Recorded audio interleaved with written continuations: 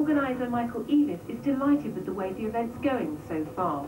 Quite honestly, we're actually thrilled a bit. It's a real dream, really. I think that after 22 years, it's finally it's sort of all gelled and it's all come to perfection. Absolutely incredible. He's making out that it's still there's no problems. It's just as lovely. It's actually, what did he say? It's all gelled. It's all gelled after 22 years. Meanwhile, your fences are still being broken down. People are still using your fields as lavatories. People are still breaking in. We're still having all the hassle. We're still having this complicated one-way system which nobody is observing. You've got people going over the walls, the security fences down there. They've been going over for days, Vivi. Yes. They've actually, at one point, they've got a ladder. But two coppers tried to get through last night, you know, with their ID cards. They're from Manchester CID. Yeah, we're not going to have that one. No. Because we arranged all the tickets for the police to come in with CID cover. They bought about 150 tickets or something. And so we've got CID on site, they're plain clothes, that come in and buy the tickets and wear the armband, you see. We get a few excursions, but we've, we have one over there that we've sorted out. The one on the other side where they dug a hole underneath it. And they had a bit of a trade, two agents there were charging 20 quid to go through the hole in the ground. So there's always the entrepreneur around looking for the big chance, you know.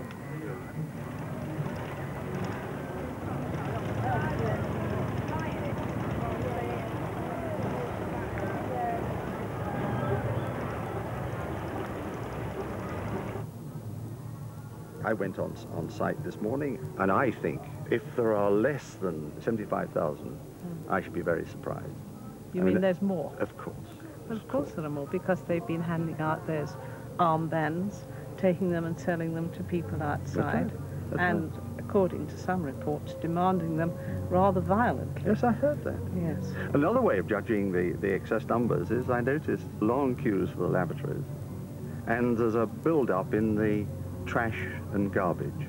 Well, at least the water's still running this year. Do you remember the year when it ran out and they got hold of the main stopcock outside Anne Goode's house, and she didn't have any water in her house at all? That's right. There's amazing overkill on notices as well.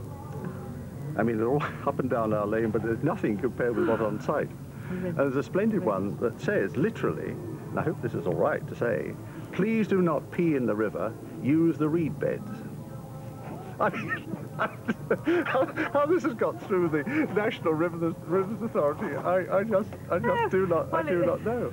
It's all the other things that worry me. That's right. And I've never seen so many unofficial trainers on site, and a lot of people are saying it's a rip-off.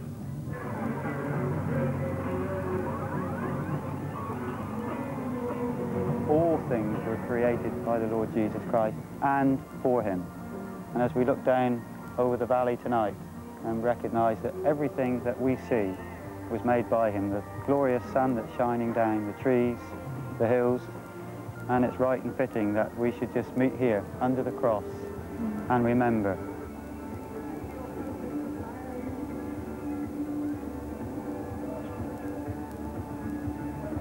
And Lord, we praise you tonight that we know that forgiveness that you can offer. And we thank you for it, and we want to drink this cup now as a token of our gratitude for all that you've done for us. Amen.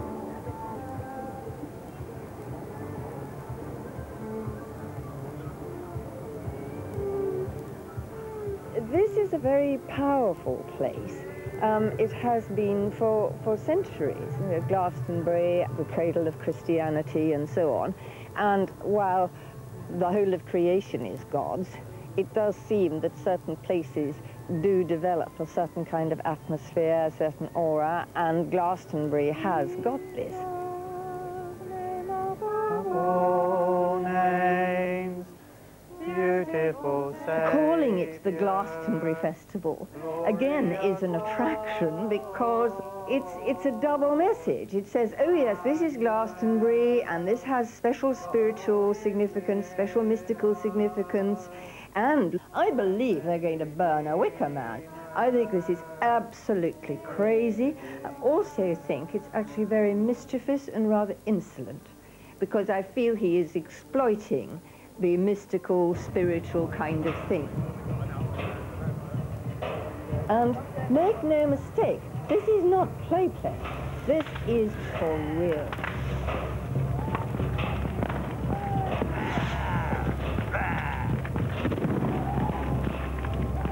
Anne Goode and her friends find spiritual comfort in the simple act of worship on a hilltop.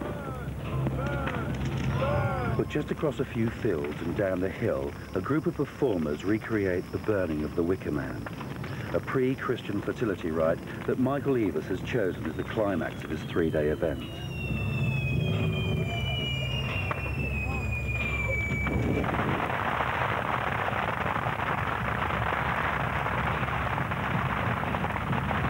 Many of the old pagan acts of worship which mark the changing seasons have been taken over by the Christian faith.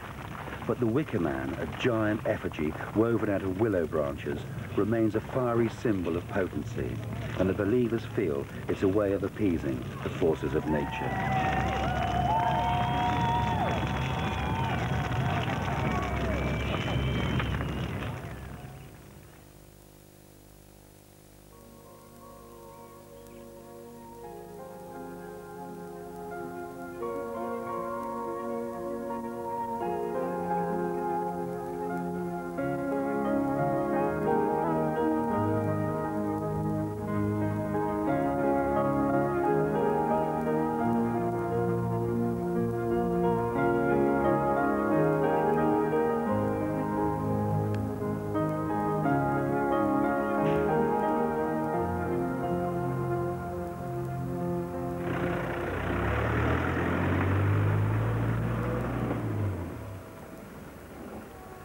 And so the morning after, while the crowds return to the towns and cities, Michael Eavis pays a visit to his nearest neighbour, Anne Goode, to see what the damage is. She's always been his fiercest opponent, so he's learned to tread warily. Hello, Anne. Can I sing? Can I sing? Yeah, come and have a sing. Thanks. That's all right. Take my shoes off? No, it's all right. Are you very dirty? Do you know this one? How are you? Hello. Nice to see you. Did you get down for the show or not? Oh, it's up here, yeah. Yeah? Absolutely. Got any Methodists in? Yes, or there are Methodist ones there. It takes just over a week to clear the rubbish left by 85,000 people and return the site once again to prime Somerset grazing land. There's no problem this year with the New Age travellers who in the past have tended to outstay their welcome. The 900-strong police operation seems to have paid off. There have only been 130 arrests, compared with 3 times that amount at the last festival, and most of those then were drugs-related. Eavis is happy, but he's still got to win over villagers like Anne Goode. Fix in us thy humble dwelling, all thy faithful mercies crown. Take away the love of sinning, Alpha and Omega be, till we cast our crowns before thee, lost in wonder, love, and praise. Sounds marvellous. Wesley was terrific, wasn't he? What a writer, eh? Come on, let's go. But thank you very much. Thank you. You've got a new bucket. I haven't got a new... Well, you've got a brand new glove. It's an old bucket. You've done the whole thing for PR. No, You have. I'll tell you, I've lost the glove, Anne, actually. Have you? So where are we going now? Up to the top? You know we had a drug dealer here. He was a Rasta, and he He dumped. wouldn't sell many drugs here, would he? No, they buried them up there. They buried them, and he came up to collect. Oh, come on. Yes, and he was up there There are digging hardly any around. dealers about this year, you know. Oh, well, So the we've police really gone ahead and leaps and bounds on the dealing front. I don't know where they've all gone. It's such a relief, isn't it? There were plenty. There There were weren't any... plenty. And again, it's you speak in relative terms. You say, because things are better, that is a good thing. Well, I say, because you feel things are better, it simply means they're less bad. Come on, where's your bucket? there we are. There's a little bit there. Yeah. A bit of paper after all. No, it isn't. Come on. I'll deal with that later. All Let me right. do that. Let me do that. I do this every year. It's not as bad, is it, this year, in that sense, is it? I just don't see how you can say because it's not as bad this year, therefore it is good. This is crazy reasoning. Absolutely crazy. Here's Sunkiss. Oh, there's a full one. Now, there's one section there, in that corner, in the far corner, where it's badly damaged. A little bit there, Anne, underneath that sign there. You understand how Vivi would feel. The last festival upset the horses in the riding stable belonging to Anne's daughter Vivian. This year she's had to pay for them to be moved out of earshot to more peaceful pastures. She was upset that her livelihood should be interrupted at a time when her horses were in most demand. This and the fact that so many festival goers consider Anne's land a right-of-way is always a bone of contention between Goode and Eavis. She has suffered a tremendous amount. This is not only her livelihood, but it's land that she cares about very much. Okay, she didn't have any sleep, to, a couple of hours here and there, but that isn't what we're talking about. We're talking about the principle of the thing, that Vivi has to put up with this sort of thing. We feel as though we've been sort of robbed in the middle of a train crash. Look, Anne, I mean, you should be apologising. You should be apologising to Vivi. I've said this before, haven't I, to you? But Vivi looks fine this morning. I mean, it's absolutely outrageous that you say, you tell me, oh, my daughter looks fine. I mean, how can you do this, my daughter? Well, no, she said... Who are you? You don't know Vivi. And I don't want to upset you didn't even say sorry to her. You didn't even say, I'm sorry, Vivi, and you've had a bad time. I asked how she was getting on. That's what I came up for this morning. You came up this morning, you didn't say, you just said to her, well, you know, are your visitors still here? You didn't say, I'm sorry, my neighbour, my friend, whatever. But I spoke to you, Anne, didn't about say that no, later, she, didn't I? no. All you say is she looks fine. I don't see how you can do it. I had a private conversation with you about that afterwards, and you don't want to go into that again, do you? I mean, not even an apology, not even saying to Vivian, I'm sorry. She actually was telling you that she couldn't get to work, they dock her pay, she gets paid very little anyway. And you didn't even say, I'm sorry, that must have been hell for you. We had an in-depth conversation about that, Anne, actually, after it, and you know what was said, don't you? Look here. Look at it. So we'll sort all this out. I know we'll sort it all out. Well, we got fencing people... through it all. I've gone through it all. Your fencing people should have been up here, straight away. I shouldn't have to ask. Well, when is this going to be done? I'll do it before the weekend. So exhausted. Oh, and you get... Of course I'd get worked up, wouldn't you? So what can I do apart from stopping it? Well, stop it. Just down the road from Anne, the Williams brothers are bringing out their sheep after being penned in for safekeeping during the festival. They too would like Eavis to call a halt.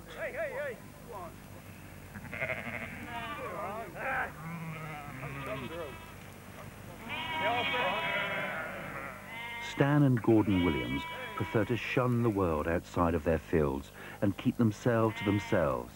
But because the festival site is so close to where they live, they have to keep a watchful eye. Over the years, they've been made brutally aware of the sort of wild excesses of city life that previously they've only heard about on their wireless. We don't get any summer. You can say we don't get any summer to enjoy because we got to watch everything now. And right out till a month after the festival's gone, they're still here. We asked for police protection 2 or 3 times, and the police sent up and sent someone up and asked him for Michael to come down and have a look. He sent back to say we're too busy, so we got to look after ourselves here. They used to make a fortune selling dope all the way around. They ought to bring all the dope into this country and give it free for all for everybody, and let the buggers have it, want to take it, and you thin the people out. They will be here next year. Give it to them. People have gone wild now. They used to go to church and chapel and behave themselves. Now they want the bloody cat put into them.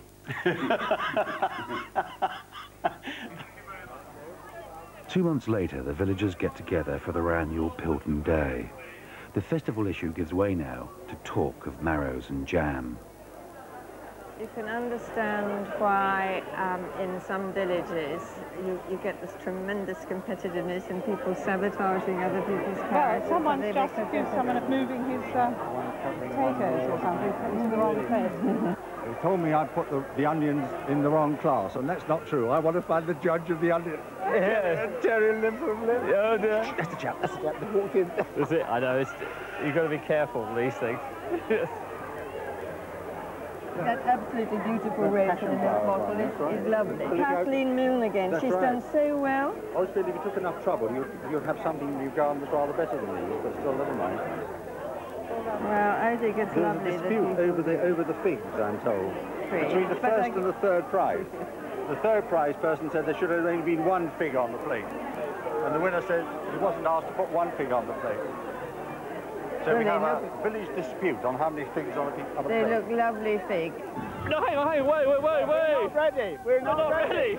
We're not ready. After the last festival in 1990 ended with thousands of pounds worth of damage on site and in the village, Michael Eavis decided not to incur the full wrath of the villagers and took a year off. Because he feels this year's event has been a success, he's confident that he's now won the village over. But Bill and Jean Wooten remain defiant and refuse to talk to him even on Pilton Day. Vineyard owner Jim Dowling, however, has slightly shifted his position. Pulling for the same team as Eavis would have been unthinkable 2 years ago.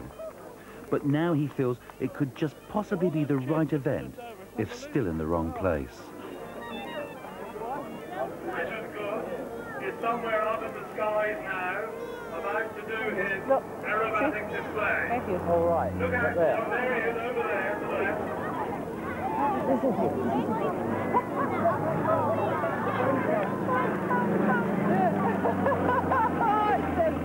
So clever, wow. Then he cuts in again. Brilliant. Are you still painting now? No, I don't see to do it. So your eyes aren't good enough at the moment. No, I can't see. Up. You did those girls in the water, do you remember? When was that? Was that 85? That was when to a fine festival. And we had that very wet one the year after. Yeah. So it's in that one. There were a lot of naked ones, right?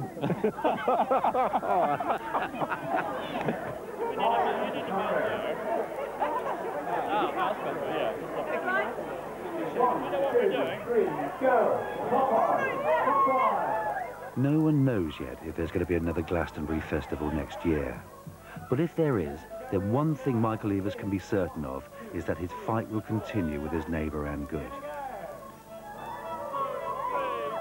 Face your partner, right hand. For her, it still embodies all that is evil, and there'll be no let-up in a crusade against it.